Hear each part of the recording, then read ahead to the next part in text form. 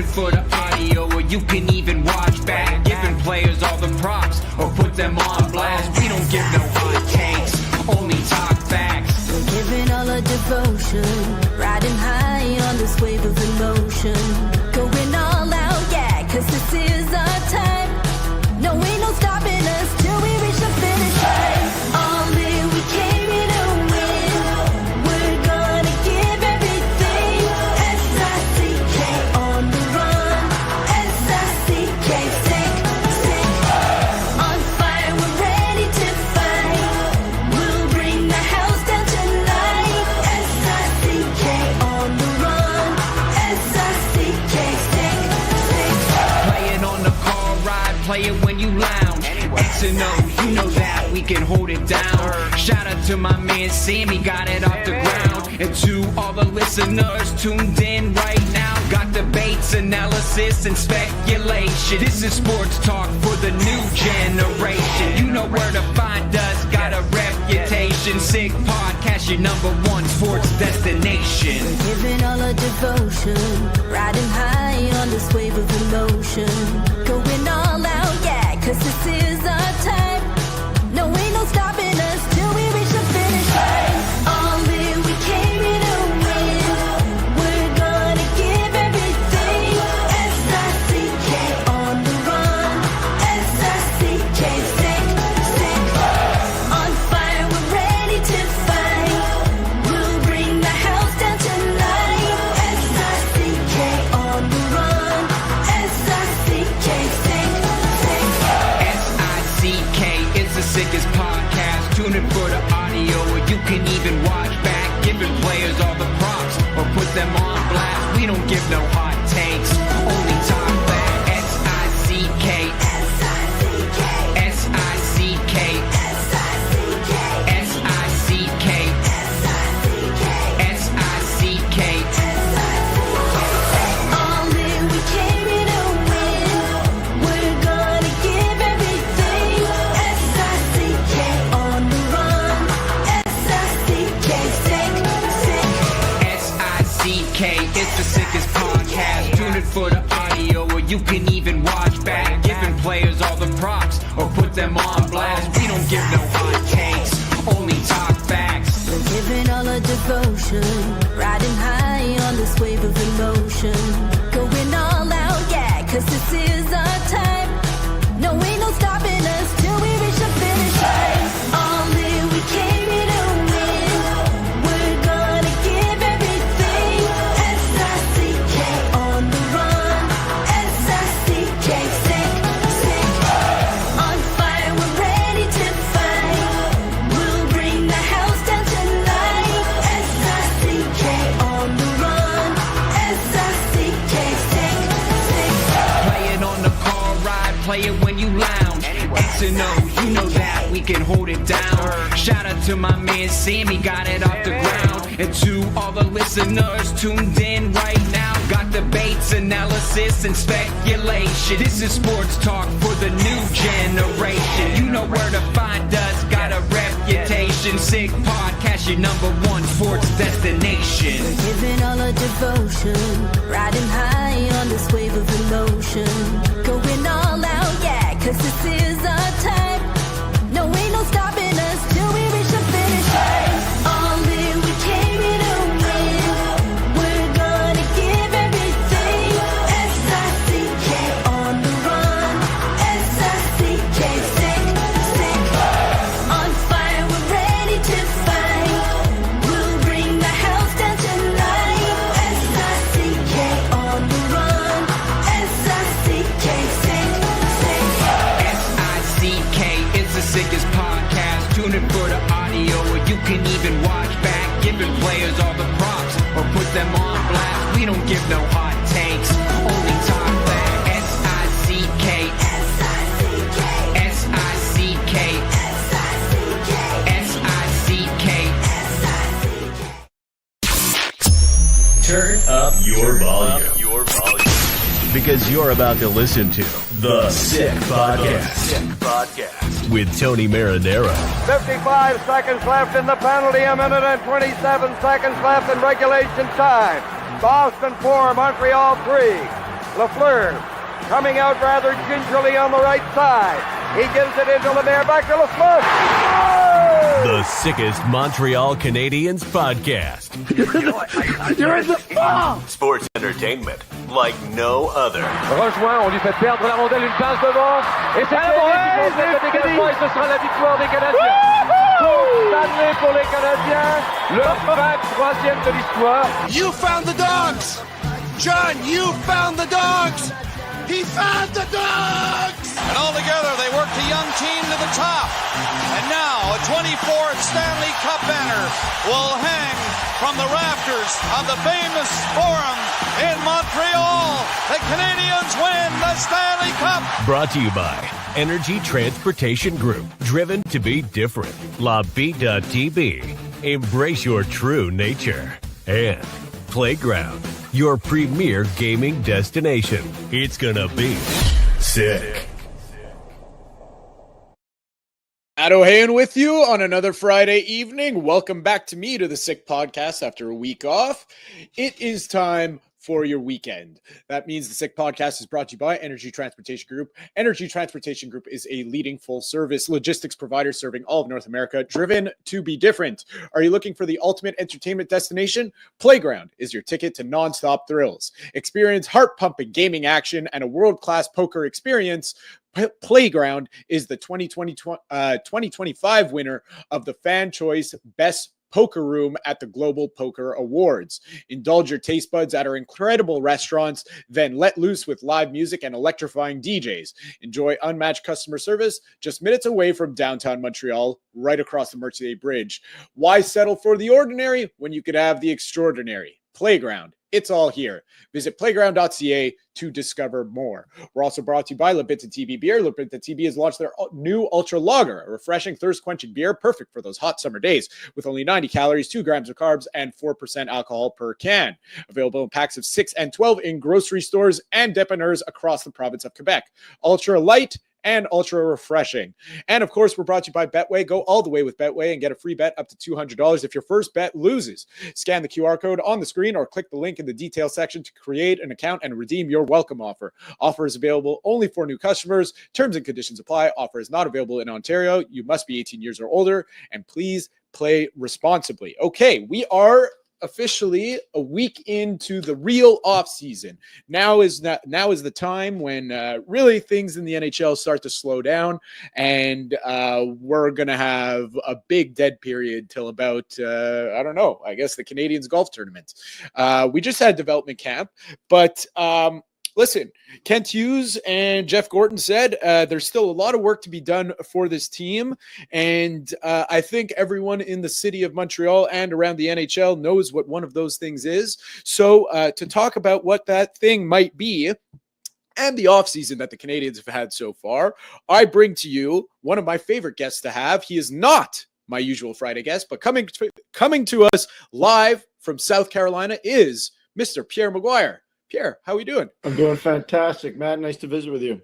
Nice to have you on. And thank you for joining me. Hope your summer's been good so far. So, Pierre, listen, the Canadiens, if the season started right now, have Kirby Dach slotted in at as their second line center.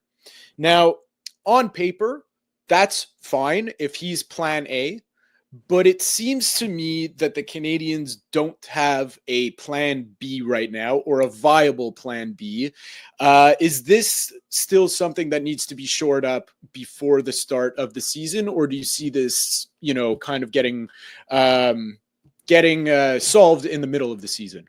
No, I think they try to solve it as soon as possible, Matt. And I think the biggest reason why is if you look at the division that they're in, Ottawa's still going to be a good team. Toronto's still going to be a good team. Florida Panthers are going to be a good team. Tampa Bay Lightning are going to be a good team. And I think you got to believe that at some point Detroit and Buffalo are going to wake up. And on the other side of things, I think Columbus is going to really get awake this year.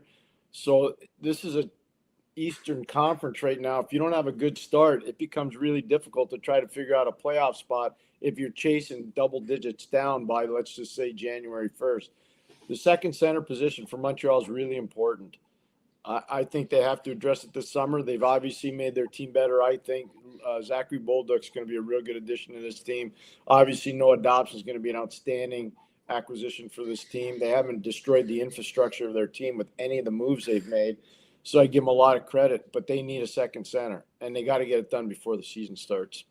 So some of the names out there, well, there's one that I guess would be number one on everyone's wish list, and that would be Mason McTavish, either through offer sheet or through trade. I don't know how that would go down. If you are Kent Hughes, let's play this game with him first. How do you make this happen? What would you go for? Would you go for an offer sheet, or would you try to trade for his rights? I wouldn't play on the offer sheet pool. I know it worked last year between St. Louis and Edmonton, but more times than not, they don't work. They just don't. And you make some enemies in the league, even though you're not breaking any rules. You're not breaking any rules, but you do make enemies. People don't want to say it publicly, but they're hard feelings, and sometimes that's not a good thing. I think I would try, if Mason McTavish is a guy you're trying to pursue, Matt, I'd do a deal. I'd try to do a deal. I think Montreal's got more than enough assets. You can see Anaheim clearly wants to make a jump this year. They should make a jump this year based on the additions they've made as well. I think in a perfect world they keep making Mason McTavish, but we'll see how it works out. I think there are other options. It's just that they're not as obvious because people don't want to talk about potential trades. Well, do you think that the McTavish? I find the McTavish situation particularly interesting because, I don't want to fall into this deluding myself into this is going to happen like some Canadiens fans did with Sidney Crosby. But the way I look at it is everyone is saying that Anaheim has so much cap space, and they do. They really, really do. But if they had all this cap space and they wanted to keep him and they wanted to make this deal done, why hasn't it happened already? Because the toughest part would be the money, and they have seemingly all the money in the world. Negotiations are tricky things. You try to squeeze one side and the other side tries to squeeze you. So everybody's got their own way of negotiating. I don't know what Pat Verbeek's way of negotiation is. I've never negotiated with him. I only coached him. And so I don't know him from the management side. I know him from the player side. But everybody's got their own strategy. I know one thing. Ownership in Anaheim's on the record. Dr. Samueli's on the record saying, we're prepared to make this team better by any means possible. Whenever you hear an owner say that, usually it's because they're prepared to spend money. I still think this team in Anaheim is prepared to spend money, but I don't think they just want to throw money away. And that's why I think this negotiation has become a little bit sticky with Mason McTavish. Yeah, and the other thing is that I think, Pierre, you know what, you can put this to rest more than I can, is that it doesn't matter how many centers are on the roster of Anaheim. They'll make it work if they want to keep Mason McTavish, right? 100. Yes, you're spot on. You couldn't be more correct, Matt. I think, again, Mason's a really good player. Mason's a legit top-end second-line center. I know in Anaheim he's playing as a 3 because you got Ryan Strome and you got Leo Carlsson ahead of him. Leo Carlsson in most places is a number 1 center. It's just that's how they sorted it out in Anaheim right now. But the one thing about Anaheim is they've got a really good coach. I think that coach has the ability to lure players to go play there. I think he's got the guys that he wants there. They got to get the McTavish thing sorted out. I think they will. But again, I think Montreal's got to expand the pool. It can't just be Anaheim. There are other places where they can get a second center. Might cost them, which it probably will, but there are other places they can go to get a second center. Well, one that would only cost them dollars, not necessarily assets, would be the next player I had written down. There's actually 2 more players I had written down. And he seemingly, unless I missed something, hasn't signed yet. And I was pretty surprised because I had this discussion with my cousin last week. He asked me, he said, who are the Canadiens? What are they going to do about this 2C thing? And I go, get Crosby out of your head. It's probably going to be a player like a Jack Roslovic, who could be a stopgap kind of player in that I don't know what kind of deal he's looking for, but Kirby Dach can be your plan A. That's fine because, the Canadiens management, they went out to get him. They spent the assets and he is their guy. But to have Jack Roslovic as a plan B, he's probably ideally a 3rd line center, but you're not dead in the water if he's playing at your second, right? Well, you're not dead in the water, but it's not making your team a ton better. I mean, if you compare Kirby Dach to Jack Roslovic, I think Kirby probably has more upside. As long as my biggest fear about Kirby Dach is he doesn't stay healthy. Well, that's it. That's the only way it doesn't work out. About the ability, I think the ability's there. It's the injury proneness. I mean, it seemingly happens every year now, and it's I think that's one of the reasons he got traded out of Chicago.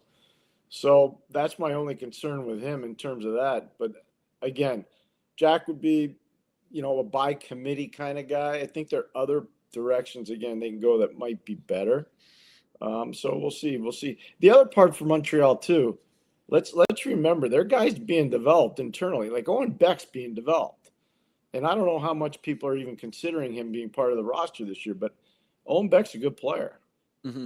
And he's got major upside. Michael Hayes, I think some people probably watch the development camp or some of the highlights from development camp. That kid's going to be an elite player. He's going to be an elite player in the league. So that's really positive. I mean, what's the Canadiens' expectation for their organization next year? I know the fans all say they're going to win the Stanley Cup. I don't think that's realistic.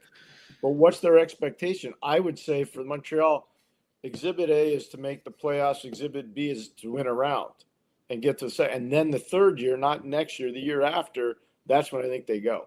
That's what I think.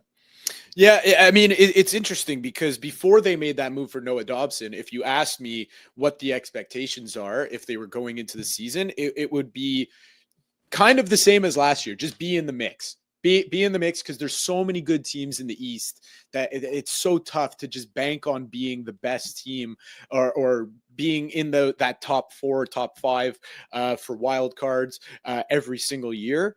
But I think now with the move for Dobson, the move for Bolduc, I think they're trying to position themselves to improve that. They know, well, the one they know if they ran it back with the same roster, they're going to fall behind. That's number one.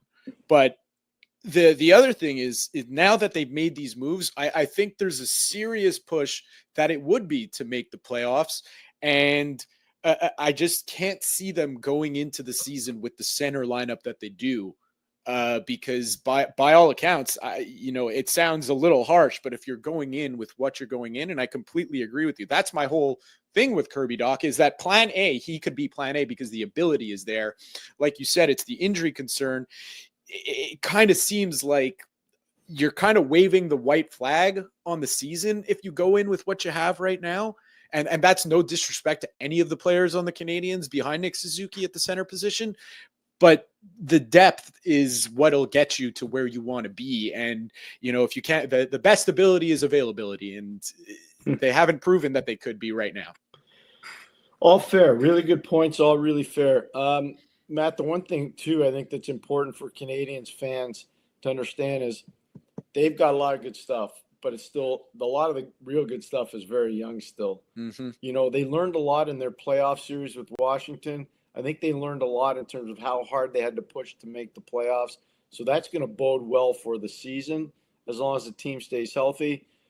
But again, I think it's important to be realistic as a management team. So if you want to take the next step, you've added a pugnacious, really talented forward in Zachary Bolduc. You've added a tremendous puck-moving power play defenseman who needs to get better in his own zone. I'm not even going to sugarcoat it. And he knows it too. The player knows it. And so you've added 2 really good components that makes your team better on paper.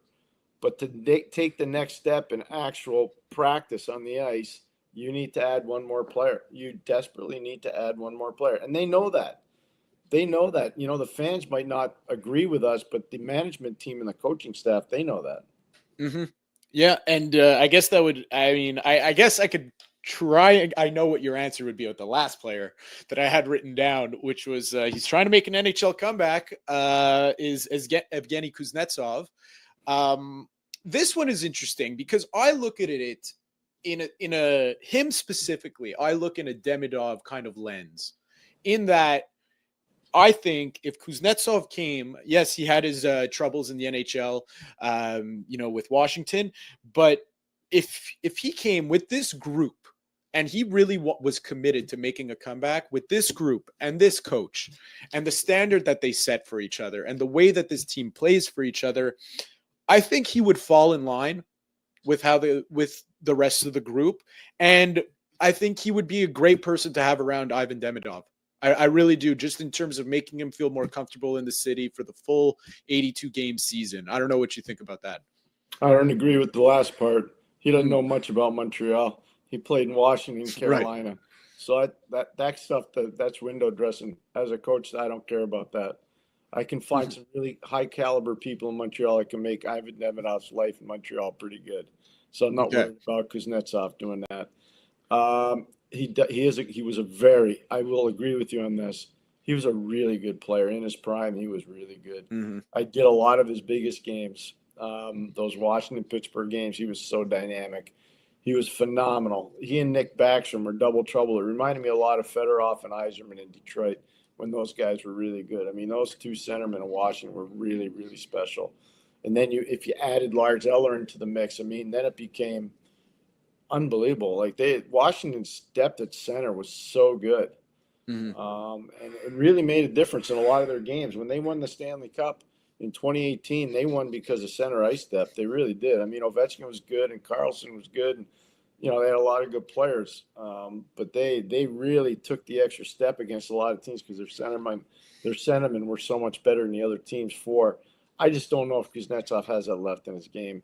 I know that one positive thing, though, and this is important for Canadiens fans, Nicky Bobrov's really plugged in to the people at SKA. He's really, really plugged in. And so that's where Kuznetsov played most of last year. He would know. He'd know the upside. He'd know the downside. If any team besides Washington would have big intel on him, it'd be Montreal because of Bobrov and his relations in St. Petersburg. Yeah, it's fascinating. It's a fascinating case because you see a player that was just so talented, and then it seemed like he just fell off, and he had to get out of the NHL, and for other reasons off the ice as well. But the talent clearly is still there. I mean, he was doing it in Russia this past year, so I think if he thinks he could make a comeback, I think some team would take a flyer on him. I don't know who that team would be. Would it be the Canadiens? I don't know, but it's tough because I think there's two sides, Pierre, that are playing in my head. One is that they have to make a move before the season starts. They have to shore this up before, and they have to have the insurance plan in place. Should Kirby Dach go down with another injury, at the beginning or in the middle of the season. But the other side of me is thinking there's really not a lot of bad teams in the NHL. There's a lot of really good teams. There's a lot of good teams, and there's a lot of okay teams. But at the bottom end, you don't see a lot of, you can't really point to one team saying they're going to be the worst because every team is going to really try to make a step. So that being said, you do have in the 2026 NHL draft an exceptional talent going to be going first overall, presumably, in Gavin McKenna. So does this play into a factor of, maybe teams, if they don't get off to the start that they want to get off to, that maybe they'll, wave the white flag on the season early on, and that's when perhaps the Canadiens could strike on acquiring a player? They could, but the problem is, and I like your theory, I think there's a lot of merit to that, Matt. I really do. The problem, I think, to that is if you're Montreal, and we talked about, and to your point, how competitive the league is right now because we haven't had expansion in a while, top-end expansion where teams are losing multiple players. I think we're going to have an expansion with two teams coming in 1 year. Teams are going to lose at least two players and maybe more than that. That's when you're going to see the league get back to having some real bad teams. But right now, when the talent bucket is pretty full and we're seeing a steady array of really good young players coming into the league, it makes the games that much more difficult to win. So my only caveat to everything you just said on Montreal is if they played the game you want them to play potentially, and that is wait to make a move, if they fall behind in a very difficult Eastern Conference, I'm not sure they're going to be able to get back in. And I think for Montreal, after what they did last year, not making the playoffs would be a step backwards. Mm-hmm. No, I agree. I agree completely. I think if they don't make the playoffs, it has to be like that year where I forget what season it was, but I remember Max Domi had a career year here and they missed the playoffs by 1 point. Like that's how it's going to have to be if they miss the playoffs. It really can't be a bottom 10 finish in the NHL. I think at this point that would be unacceptable. Agreed. But that, you said something before that I thought was really wise, Matt, and that is standards. There's standards that have been created internally in Montreal by Marty St. Louis, by his coaching staff, by the upper management with Jeff Gordon and Ken Hughes, by ownership through the Molson family. The standard is really high in Montreal now. Mm-hmm. And there's a level of optimism going into the season that hasn't been around Montreal in a long time. Even last year, you said it before, they just wanted to play meaningful games. Well, those meaningful games turned out to be really meaningful because it got them in the playoffs. Mm-hmm. And so now what's the next step for them? The next step for them is to win a round. Maybe be a home ice team. Maybe win more than one round. Who knows? But in order to get to where they want to go, they got to start winning rounds in the playoffs. Well, I think to me, the lesson to take from the NHL playoffs this year, because they say it's a copycat league, is that, if you looked at Edmonton, I look at the final four teams because, Edmonton's a kind of a special case. They got two of the best players in the world. Florida really is the model of, setting standards and playing hard and no excuses and everyone goes in. But them, Edmonton, and Dallas all had something in common. Maybe less so Dallas, but they had their fair share. Is that these were teams, all men. And I'm talking significant contributors on this team. The youngest significant contributor on the Florida Panthers. Yes, there's Mackie Stamistevich, and yes, there was Anton Lundell, but it was Matthew Tkachuk at 26 years old. That was, to me, was the lesson. So, for the Canadiens fans that are thinking, the sky's the limit this year, it's pump the brakes, because those teams, the Edmonton Oilers, that is a team of experience and just hard-nosed players that have been around the league, that know what it takes and know what it takes as you progress through the playoffs. I think that's something the Canadiens are going to need to learn sooner. The sooner they learn these lessons, the better. And of course, they have Cole Caulfield and Nick Suzuki who learned those lessons that year of that magical run. Yeah, no, I mean, lesson learning is good, but you got to have players in order to make those lessons count. Mm-hmm. And that's why I just think, look at the moves they've made so far. They didn't bury their head in the sand. They knew they needed a pugnacious, skating, energy player. Bolduc's that guy. And Josh Anderson and Bolduc are going to be a menace to play around. Mm-hmm. They are. They're going to be no fun to be around if you're the opposition. Getting, Noah Dobson, that makes Hudson better. That makes Matheson better if he's still around. That makes Carrier better.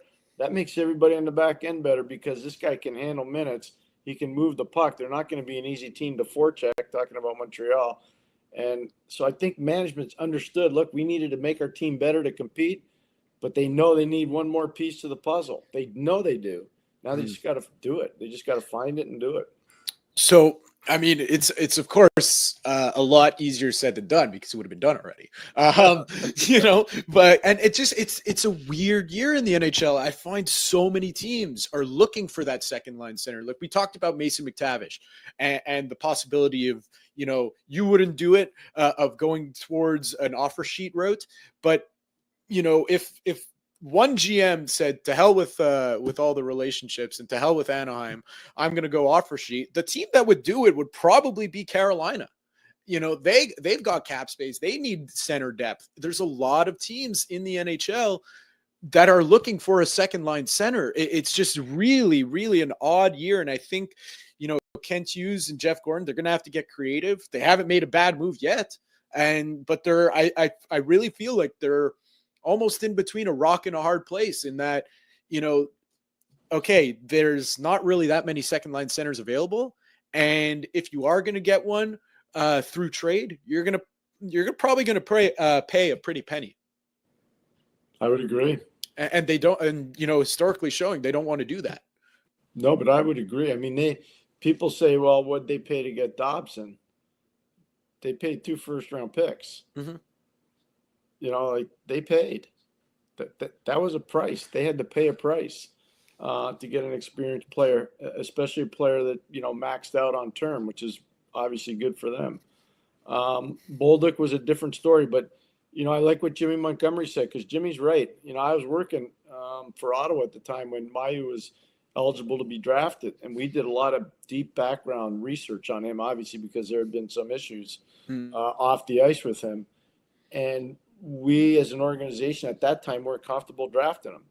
But then I watched the kid play. I watched him play in junior, and then I spent a lot of time watching him in the American League last year, and you can't say that kid's not a good player. And Jimmy Montgomery said it best. He's a top 10 pick in the draft. But when you start adding players that are top 10 picks in the draft, 9 times out of 10, those kids are playing. And they're playing for a substantial amount of time. Go look at all the free agents, the potential unrestricted free agents this year that were from the 2015 draft. So that's 10 years ago. So those kids are 28 and 29 now. They're right in the wheelhouse of their careers. And that's what I'm talking about. And that's why, when people tell me, wow, look at what the Canadiens did, they didn't even give anything up. They did. They gave up a lot. They gave up a top 10 pick even though he wasn't actually. And they gave up a 16 and a 17 in the first round. They gave 3 first-round picks. You got to have a lot of depth to do that and not have it come back to bite you. You got to have a lot of depth to do that. Well, that's it. I think they say this in football. Maybe it applies to hockey, but it definitely does in football. If you miss on a first-round pick, it sets you back 5 years. That 3 to 5 years, you are set back if you miss on a first-round pick. Yeah, no, I agree. I agree. Hockey's a little different just because we have an 18-year-old draft. They're drafting mostly 20, 21-year-olds. And more times than not, they're 21.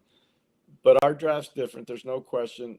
The one thing, like I said, though, if you did the test, and I do this a lot, I make up these different lists, and you go look at the guys this year that really had real good years and who's going to be eligible for free agency and who wasn't. The guys from the 2015 draft, which was a really good draft, by the way, really, really good draft, they made up good portions of this unrestricted free agency class. So that just shows the wheelhouse of their careers just starting now. Most of those guys probably have 4, 5 to 6 years left of high-end play. If they're lucky, then their careers taper back. They just do. That's the reality of the business. Yeah, it's we'll see. It's just so interesting and fascinating to see what the Canadiens can do, because I agree with you. They gave up a lot. I think they were ready to do it, and like you said, for it to not bite them, they had the depth. But if the move whiffs, it'll certainly bite them, and they'll feel it. They'll feel it hard. Spot on. If any of these, so let's just say Dobson gets to Montreal, and I don't think this will happen. I mean this sincerely, but let's just say, doing a hypothetical exercise, he can't handle the bright lights in Montreal, and he gets off to a rocky start, and the fans turn on him quick. That's going to be a rough ride for him and for the team, because they haven't had a lot of bad stuff happen to them so far. Talking about the upper management, they haven't. Since these guys got to Montreal, Gorton and Hughes, they haven't had a lot of bad stuff happen to them. It's been all pretty much sugar and spice. But if this move doesn't work out for whatever reason, which I don't think will happen, by the way, but if it didn't, that'd be the first sign that, these guys are going to be under a different type of microscope than they are right now. Yeah, I can't remember what it was, but there was a move last summer, and everyone was talking about it, and for the life, this is going to kill me. I know Patrick Laine move. I don't know. There was one that they made where it was like they made the move, and it was, wow, honeymoon over. That's it. We're gonna start seeing Kent Hughes and Jeff Gorton in a different light now, and I just can't, for the life of me, remember what the move was. But they've gotten all the grace back after all the moves that they made in season, right? I mean, yeah. Well, maybe people were wondering about the Monahan move. Yes, the Monahan move, which happened at the trade deadline last year when he went to Winnipeg, and then obviously left Winnipeg to go to Columbus as a free agent. I think maybe that's one of the moves people were looking at. Now, could you imagine if Montreal still had Sean Monahan?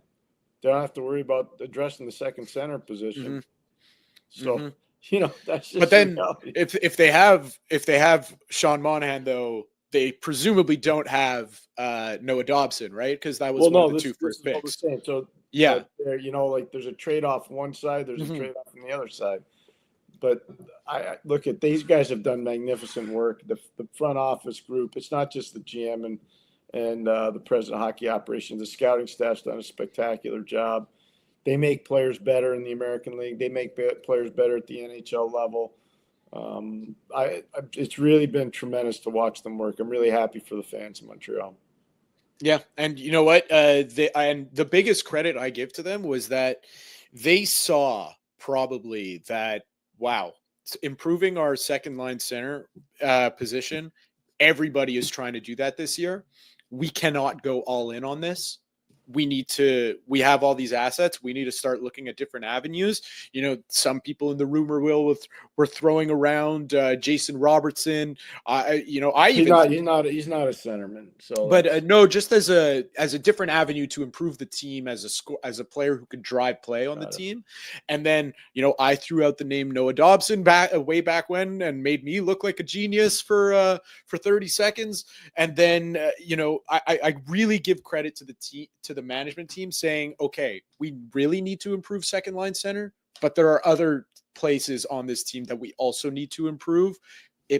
Second line center might not happen this summer. Let's look elsewhere for now, and then we'll come back to this, because that takes to take that step back. I find, to get that perspective, it really takes a good mind and a good team behind you to do that.